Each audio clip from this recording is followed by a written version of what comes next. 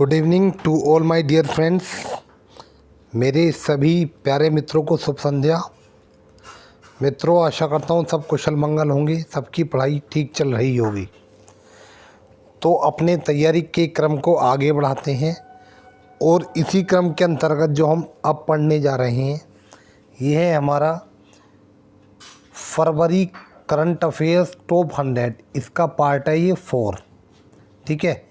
यानी कि इससे पहले ऑलरेडी मैं आपको 3 पार्ट दे चुका हूँ और जनवरी माह के टॉप 100 क्वेश्चंस उससे पहले करा ही दिए हैं। तो आइए विदाउट वेस्टिंग सिंगल मिनट आते हैं अपने फर्स्ट क्वेश्चन पे। पहला क्वेश्चन क्या बोल रहा है देखते हैं। फर्स्ट क्वेश्चन है हमारा, पेयजल सर्वेक्षण किस केंद्रीय मंत्रालय की पहल है? गृह मंत्रालय, आवास और शहरी मंत्रालय, सिंचाई एवं जल संसाधन मंत्रालय या इनमें से कोई नहीं। तो जो पेयजल सर्वेक्षण ये आपकी आवास और शहरी मामलों के मंत्रालय की पहल है, यानी कि ऑप्शन नंबर बी हमारा करेक्ट आंसर है। देखते हैं, ठीक है। देखें इसका मतलब क्या है। इस सर्वेक्षण में पानी के वितरण और अपशिष्ट जल के पुनः प्रयोग का आकलन किया जाएगा। किसका? पानी के वितरण का और अपशिष्ट जल के पुनः प्रयोग का आकलन किया जाएगा इस सर्वेक्षण के अनुसार।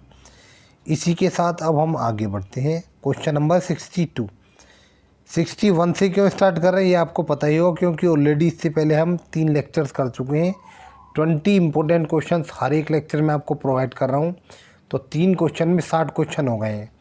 और मैं आपको बताना चाहूँगा हूबहू यही PDF अगर आपको चाहिए तो आप हमारा टेलीग्राम ज्वाइन कर लेंगे। लिंक मैंने डिस्क्रिप्शन में दे दूँगा, आप हमारे टेलीग्राम को ज्वाइन कर लेंगे। वहाँ आपको सबके PDF हूबहू ऐसे ही मिल जाएंगे जो सभी एग्ज़ाम्स में फ़ायदेमंद होने वाले हैं। आइए विदाउट वेस्टिंग टाइम, अगला क्वेश्चन है हमारा 62। यह है long range surface to air missile. कौन सी सरफेस टू एयर मिसाइल जो हाल ही में खबरों में थी किस संगठन द्वारा विकसित की गई है? DRDO, इसरो, भारतीय थल सेना या इनमें से कोई नहीं। तो long range surface to air missile जो हाल ही में खबरों में थी, इसका विकास DRDO द्वारा किया गया है। खबरों में क्यों थी? क्योंकि हाल ही में इसका सफल परीक्षण किया गया है। तो ऑप्शन नंबर ए हमारा करेक्ट आंसर है। आगे आते हैं। Skoch chief minister of the year. कौन सा? Skoch chief minister of the year पुरस्कार से किसे सम्मानित किया गया है? YS जगनमोहन रेड्डी, अशोक गहलोत, मनोहर खट्टर या जयराम ठाकुर।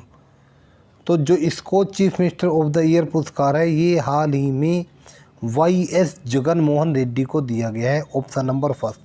कौन है ये? ये है आंध्र प्रदेश के CM है ये, ठीक है। आइए आगे बढ़ते हैं फिर, यानी कि ऑप्शन नंबर फर्स्ट हमारा करेक्ट आंसर हो गया है। आगे जानते हैं क्वेश्चन नंबर 64 क्या बोल रहा है। मानवाधिकार परिषद सलाहकार समिति। कौन सी? मानवाधिकार परिषद सलाहकार समिति के पहले भारतीय अध्यक्ष के रूप में किसे नियुक्त किया गया है? पहले भारतीय अध्यक्ष हैं इम्पोर्टेंट। अजय मल्होत्रा, विजयंत थापर, अशोक कुमार या विन्नी बंसल। तो मानवाधिकार परिषद सलाहकार समिति के पहले भारतीय अध्यक्ष बने हैं अजय मल्होत्रा, यानी कि ऑप्शन नंबर ए हमारा करेक्ट आंसर है। आइए इनके बारे में और एक इम्पोर्टेंट तथ्य बन रहा था वो मैंने शामिल कर लिया है। इनके पिता ओम प्रकाश मल्होत्रा। कौन है? ओम प्रकाश मल्होत्रा हैं जो भारतीय सेना के प्रमुख रह चुके हैं। इम्पोर्टेंट, ठीक है। इनके पिता का नाम है ओम प्रकाश मल्होत्रा और ये ओम प्रकाश मल्होत्रा भारतीय सेना के प्रमुख रह चुके हैं। आगे आते हैं फिर। अब क्वेश्चन नंबर 65 देखते हैं क्या बोल रहा है। 65 क्वेश्चन। हाल ही में दक्षिण अफ्रीका के किस खिलाड़ी ने टेस्ट क्रिकेट से संन्यास लेने की घोषणा कर दी है? क्विंटन डिकॉक, फॉफ डुप्लेसिस या कॉफ डुप्लेसिस, डेविड मिलर या गिस्को रबाडा। तो ये कौन है हमारे? तो हाल ही में दक्षिण अफ्रीका के खिलाड़ी क्विंटन डिकॉक ने संन्यास लेने की घोषणा की है, यानी कि ऑप्शन नंबर ए हमारा करेक्ट आंसर है। आइए देखते हैं इनके बारे में और क्या जानना। जब इनकी बात है, इन्होंने संन्यास की घोषणा की है, तो ये भी जानना जरूरी है। इन्होंने खेलना कब आरम्भ किया था? 2012 में इन्होंने डेब्यू किया था। आगे आते हैं विदाउट वेस्टिंग टाइम। हाल ही में ट्रांसपेरेंसी इंटरनेशनल द्वारा जारी भ्रष्टाचार बोध सूचकांक में भारत 6 पायदान खिसक कर 180 देशों में कितने स्थान पर आ गया है? 56, 66, 86 या 96? तो भारत 6 पायदान खिसक कर 86वें स्थान पर पहुंच गया, यानी कि पिछली बार 80वें स्थान पर था और अब की बार 6 पायदान खिसक कर 86वें स्थान पर आ गया, यानी कि ऑप्शन नंबर सी हमारा करेक्ट आंसर है। इसी के साथ हमारा अगला क्वेश्चन है, किस राज्य सरकार ने राज्य में कोविड वॉरियर मेमोरियल स्थापित करने का निर्णय लिया है? मध्य प्रदेश, ओडिशा, उत्तर प्रदेश या महाराष्ट्र? तो हाल ही में ओडिशा सरकार ने कोविड वॉरियर मेमोरियल स्थापित करने का निर्णय लिया है। ये है क्या? आइए देखते हैं। देखो ऑप्शन नंबर बी हमारा करेक्ट आंसर है।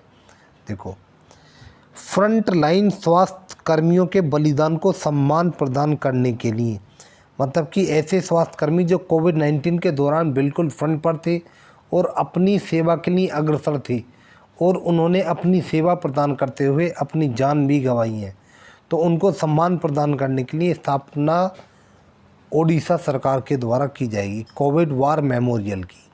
इसी के साथ अगले क्वेश्चन पे आते हैं। क्वेश्चन है हमारा, ईरान रूस समुद्री सुरक्षा बेल्ट 2021, कौन सा? ईरान रूस समुद्री सुरक्षा बेल्ट 2021 नौसैनिक अभ्यास में हाल ही में कौन सा देश शामिल हुआ है? तो हमें ये बताना, ये एक नौसैनिक अभ्यास है, इसमें हाल ही में कौन सा देश शामिल हुआ है? भारत, अमेरिका, चीन या पाकिस्तान? तो हाल ही में इसमें भारत को शामिल किया गया। ये एक नौसैनिक अभ्यास है, ईरान रूस समुद्री सुरक्षा बेल्ट 2021। कौन शामिल हुआ? भारत। ऑप्शन नंबर ए हमारा करेक्ट आंसर है। देखते हैं फिर आगे और क्या है। इस अभ्यास का आयोजन हिंद महासागर के उत्तरी भाग में किया गया। कहाँ पर? हिंद महासागर के उत्तरी भाग में किया गया था। आगे आते हैं, नेक्स्ट क्वेश्चन क्या बोल रहा है। अगला क्वेश्चन है हमारा, दक्षिण एशियाई क्षेत्रीय सहयोग संगठन जिसे कहते हैं सार्क। सार्क क्या होता है हमारा? SAARC। यह है हमारा दक्षिण एशियाई क्षेत्रीय सहयोग संगठन, यानी कि south Asian association for regional corporation. क्या है ये? ये है south Asian association for regional corporation. ठीक है, तो ये जो सार्क है इसकी मेज़बानी किस देश ने की? पाकिस्तान, भारत, नेपाल या श्रीलंका? तो सार्क की मेज़बानी भारत के द्वारा की गई। ऑप्शन नंबर बी हमारा करेक्ट आंसर है। आइए आगे जानते हैं। ऑप्शन बी करेक्ट आंसर हो गया है। नेक्स्ट अगला क्वेश्चन हमारा बोल रहा है, पत्रकारिता में उत्कृष्टता हेतु international press institute India award 2020 से किसे सम्मानित किया गया या किसने जीता है? रितिका चोपड़ा, विजय कुमार, प्रियंका देवी है, इनमें से कोई नहीं। तो यह पुरस्कार रितिका चोपड़ा ने जीता है, यानी कि ऑप्शन नंबर ए हमारा करेक्ट आंसर है। आइए जानते हैं फिर आगे। देखो ये कौन है? ये इंडियन एक्सप्रेस अखबार में एक सीनियर एडिटर है। इन्हें यह सम्मान 2019 में लोकसभा चुनाव के दौरान निर्वाचन आयोग के कामकाज पर उनकी रिपोर्टिंग के लिए प्रदान किया गया। यानी जब 2019 में लोकसभा चुनाव हुए थे तो इस समय इन्होंने बहुत अच्छे से निर्वाचन आयोग की रिपोर्टिंग की थी, उसी के चलते इन्हें यह सम्मान प्रदान किया गया है। ऑप्शन नंबर है हमारा क्वेश्चन नंबर है 71। क्रिस मॉरिस IPL नीलामी के इतिहास में सबसे ज़्यादा राशि 16.25 करोड़ रुपए में बिकने वाले पहले प्लेयर बन गए हैं। ये किस देश के हैं? कौन? Chris Morris. ऑस्ट्रेलिया, इंग्लैंड, दक्षिण अफ्रीका या न्यूजीलैंड? तो ये जो क्रिस मॉरिस हैं ये दक्षिण अफ्रीका के हैं, यानी कि ऑप्शन नंबर सी हमारा करेक्ट आंसर है। आइए फिर देखते हैं, इन्हें खरीदा किसने है? राजस्थान रॉयल्स ने खरीदा है। और इससे पहले जो सबसे महंगे खिलाड़ी थे उनका नाम था युवराज सिंह। आशा करता हूँ जो भी मैं समझाना चाह रहा हूँ आपको ठीक से समझ आ रहा होगा। टाइम वेस्ट करेंगे नहीं, जल्दी जल्दी बढ़ते हैं, ठीक है। कम टाइम में ज़्यादा क्वेश्चंस किया करेंगे हम। कुछ क्वेश्चन तो ऐसे होते ही होते हैं, उनकी व्याख्या ज़्यादा बड़ी होती है, वहाँ पे तो टाइम लगाना पड़ता ही है। लेकिन अगर जहाँ पे पॉसिबल नहीं है, कम टाइम में ही काम चल जाएगा, तो वहाँ हम टाइम वेस्ट नहीं करेंगे। आते हैं, भारत सरकार ने NIC द्वारा निर्मित किस स्वदेशी मैसेजिंग ऐप को लॉन्च किया? मैसेजिंग ऐप मीन्स जिस प्रकार हमारी व्हाट्सअप वगैरह है, तो एक हमारी स्वदेशी मैसेजिंग ऐप है, उसे हाल ही में भारत सरकार ने लॉन्च किया है। तो हमें बताना उसका नाम क्या है। क्या उसका नाम पत्र ऐप है, पोस्ट ऐप है, संचार ऐप है या संदेश ऐप है? तो ये जो ऐप हाल ही में लॉन्च की गई है इसका नाम है संदेश ऐप, यानी कि ऑप्शन नंबर डी बिल्कुल करेक्ट आंसर है। इसी के साथ अब हम अपने अगले क्वेश्चन पे आते हैं। क्वेश्चन नंबर है 73, देखते हैं। देखो, टोक्यो ओलंपिक 2020, कौन से? टोक्यो ओलंपिक 2020 जो होने वाले हैं, अब 2020 में हुए नहीं थे। संचालन समिति का अध्यक्ष निम्न में से किसे चुन लिया गया है? Joe Biden, Muhammad Ali, Elon Musk या सीको हाशिमोतो? तो किसे चुना गया? ये चुना गया सीको हाशिमोतो को। ऑप्शन नंबर डी करेक्ट हमारा करेक्ट आंसर है। ये है कौन? देखो, टोक्यो कहाँ पे? जापान में। जापान में ओलंपिक्स होने हैं, 2020 में होने थे, लेकिन कोरोना संक्रमण के चलते हुए नहीं हो पाए। अब इनका आयोजन 2021 में होना है, ठीक है। तो इनके बारे में जाना, तो ये हैं कौन? ये हैं जापान की ओलंपिक मंत्री हैं, मतलब कि जापान की ओलंपिक मंत्री हैं ये। इसी के साथ अब हम आगे आते हैं। नेक्स्ट क्वेश्चन है हमारा, जिलिंग लंगलोटा और ग्वाली लोह अयस्क ब्लॉक का उद्घाटन भारत के किस राज्य में किया गया है?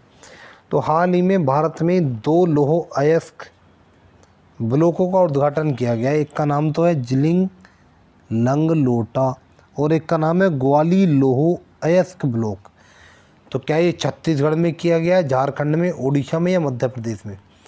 तो हाल ही में यह उद्घाटन उड़ीसा में किया गया, यानी ऑप्शन नंबर सी हमारा करेक्ट आंसर है, ठीक है। आइए और जानते हैं, जब खान की बात है तो जान लेते हैं केंद्रीय खान मंत्री कौन है? प्रहलाद जोशी, इम्पोर्टेंट। इसी के साथ अगले क्वेश्चन पे आते हैं अपने। क्वेश्चन नंबर 75 बोल रहा है, किस संगठन ने 100वीं K9 वज्र ट्रेड सेल्फ प्रोपेल्ड हैवित्जर भारतीय सेना को डिलीवर किया है? ये एक वेपन का नाम है, तो हमें ये वेपन भारतीय सेना को डिलीवर किया गया है, K9 वज्र ट्रैक सेल्फ प्रोपोल्ड, ठीक है। तो हमें बताना किस संगठन ने डिलीवर किया है? L&T, Tata group, Reliance industry है? इनमें से कोई नहीं। तो इसे हाल ही में L&T के द्वारा भारतीय सेना को डिलीवर किया गया, यानी सौंपा गया है। L&T की बात है तो L&T है क्या? L&T एक कंस्ट्रक्शन कंपनी। देखो, ऑप्शन नंबर ए हमारा करेक्ट आंसर हो गया। L&T का मतलब है Larsen and Toubro, Larsen and Toubro, और ये एक कौन सी कंपनी? एक कंस्ट्रक्शन कंपनी है, ठीक है, लार्सन एंड टब्रो। इसके बाद हमारा क्वेश्चन नंबर आता है 76, देखते हैं। वह पहला अफ्रीकी देश कौन सा है जिसके साथ भारत ने एक व्यापार समझौते पर हस्ताक्षर किए? नाइजीरिया, मॉरिशस, दक्षिण अफ्रीका या घाना? तो पहला अफ्रीकी देश जिसके साथ भारत ने व्यापार समझौते पर हस्ताक्षर किए वो है मॉरिशस, यानी कि ऑप्शन नंबर बी हमारा करेक्ट आंसर है। आइए, बी हमारा करेक्ट आंसर है। आगे बढ़ते हैं। क्वेश्चन नंबर है 77, हाल ही में नई दिल्ली पहुंचे डेमेके मैकॉन किस देश के उप प्रधानमंत्री और विदेश मंत्री हैं? कहने का मतलब ये है कि हाल ही में डेमेके मैकॉन दिल्ली यात्रा पर आए थे और वे किसी देश के उप प्रधानमंत्री और विदेश मंत्री थे। तो हमें बताना है क्या वे युगांडा के थे, इथियोपिया के थे, नाइजीरिया के थे, कांगो के थे? तो ये इथियोपिया के उप प्रधानमंत्री और विदेश मंत्री थे। Option number B correct answer है। इसी के साथ अब हम अपने अगले क्वेश्चन पे आते हैं, देखते हैं क्या बोल रहा है। उत्तर प्रदेश का पहला इम्पोर्टेंट, उत्तर प्रदेश का पहला ट्रांसजेंडर सार्वजनिक शौचालय, कैसा ट्रांसजेंडर सार्वजनिक शौचालय कहाँ बनाया गया है? अयोध्या में, वाराणसी में, गोरखपुर में, लखनऊ में। तो हाल ही में उत्तर प्रदेश का पहला ट्रांसजेंडर सार्वजनिक शौचालय का निर्माण वाराणसी में किया गया, वाराणसी में किया गया है। Option number B correct answer है। जब वाराणसी की बात है तो मैंने ये भी शामिल कर दिया। वाराणसी क्या है? वाराणसी मोदी जी का संसदीय क्षेत्र है, प्रधानमंत्री नरेंद्र मोदी का। आगे आते हैं फिर क्वेश्चन नंबर 79। ठीक है, अगर आपको लग रहा हो मेरी स्पीड तेज़ है तो आप प्लीज़ वीडियो पॉज कर करके देखते रहेंगे और अपने नोट्स मेंटेन करते रहेंगे। इसी प्रकार से आपको सब करंट अफेयर्स मिलते रहेंगे और बाकी सभी सब्जेक्ट। बहुत जल्दी इंग्लिश आपको स्टैंडर्ड तरीके से स्टार्ट कराने वाला हूँ, क्योंकि आने वाले पैट के एग्ज़ाम में भी और आपके यूपी टेट में भी और आपके सुपर टेट में भी इंग्लिश का एक बहुत अच्छा रोल प्ले होने वाला है। तो उसको बहुत ही ज़ोर शोर के साथ मेरे ही द्वारा इस प्लेटफॉर्म पे आरंभ किया जाएगा। कृपया जो चीज़ें मिल रही हैं उन्हें पढ़ते रहें, आगे की टेंशन मेरे ऊपर छोड़ें। देखते हैं क्वेश्चन नंबर 79 क्या बोल रहा है। पूर्व केंद्रीय मंत्री कैप्टन सतीश शर्मा का निधन हुआ है, वे किस राजनीतिक दल से संबंधित हैं? बसपा, तृणमूल कांग्रेस, बीजेपी या कांग्रेस? तो इनका हाल ही में निधन हुआ है। इनका संबंध कांग्रेस पार्टी से, यानी कि ऑप्शन नंबर डी हमारा करेक्ट आंसर है। आइए जान लेते हैं इनके बारे में और।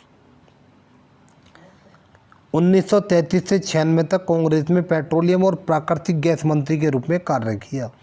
मतलब कि 1993 से 96 तक ये कौन थे? ये कांग्रेस में पेट्रोलियम और प्राकृतिक गैस मंत्री थे। ठीक है, इसी के बाद हमारा अगला क्वेश्चन है क्वेश्चन नंबर 80 और इस पार्ट का लास्ट क्वेश्चन है। इसके बाद आपको एक पार्ट और मिलने वाला है। आइए देखते हैं। अंतर्राष्ट्रीय सरस्वती महोत्सव 2021 कौन सा? अंतर्राष्ट्रीय सरस्वती महोत्सव 2021 का आयोजन किस राज्य में किया गया? तो इसको किया का जगह कर दो, किस राज्य में किया गया? उत्तराखंड, बिहार, पंजाब या हरियाणा? तो इसका आयोजन किया गया हरियाणा में। किसका? अंतर्राष्ट्रीय सरस्वती महोत्सव 2021 का। हरियाणा कहाँ पे? यमुनानगर में। ठीक है, option number D correct answer है हमारा, और हरियाणा के यमुनानगर में इसका आयोजन किया गया है। और इसी के साथ हमारा ये पार्ट ख़त्म होता है। आपसे आशा करूँगा वीडियो को लाइक, शेयर एंड सब्सक्राइब करना नहीं भूलें। आने वाले समय पर इसी प्लेटफॉर्म पर आपको 15-15, 20-20 लेक्चर्स डेली के मिलने वाले हैं। तो इसीलिए मैं आपसे आशा करूँगा प्लीज़ जो अभी लेक्चर मिल रहे हैं इनके नोट्स अभी से मेंटेन करते चलेंगे, ताकि आने वाले समय में एकदम बर्डन आप पे नहीं बनने वाला। ठीक है, भले से ही कोरोना काल है लेकिन ज़्यादा दिन तक ये नहीं रहने वाला है, क्योंकि टैबलेट वैक्सीनेशन ऑलरेडी स्टार्ट हो गया है। 40+ का तो वैक्सीनेशन हो चुका है और चल रहा है, और बाकी 1 मई से 18+ का भी वैक्सीनेशन स्टार्ट है। तो कुछ दिन के लिए रुकना पड़ेगा। जैसे अब फ़िलहाल हम देख रहे हैं सैटरडे संडे लॉकडाउन रह रहा है, लेकिन ऐसा बिल्कुल नहीं होगा जैसे लास्ट ईयर हुआ था, क्योंकि उस समय हमारी गवर्नमेंट तैयार नहीं थी, हमारे पास इक्विपमेंट्स नहीं थे। लेकिन वर्तमान में हमारे पास इक्विपमेंट्स भी हैं, वैक्सीनेशन भी है। ठीक है, 1 मई से 18+ स्टार्ट होने वाला है, और बाकी 22 में चुनाव होने ही होने हैं। तो काफ़ी सारे एग्ज़ाम्स आपको देने हैं आने वाले समय में, इसलिए पढ़ते रहें, मोटिवेट रहें। मेरे साथ रहेंगे तो मोटिवेशन आपको खुद मिलता रहेगा। ठीक है, इसी के साथ मैं आपसे क्षमा चाहता हूँ। अगली वीडियो में बहुत जल्दी मिलूँगा, तब तक के लिए गुड बाय, बाय बाय।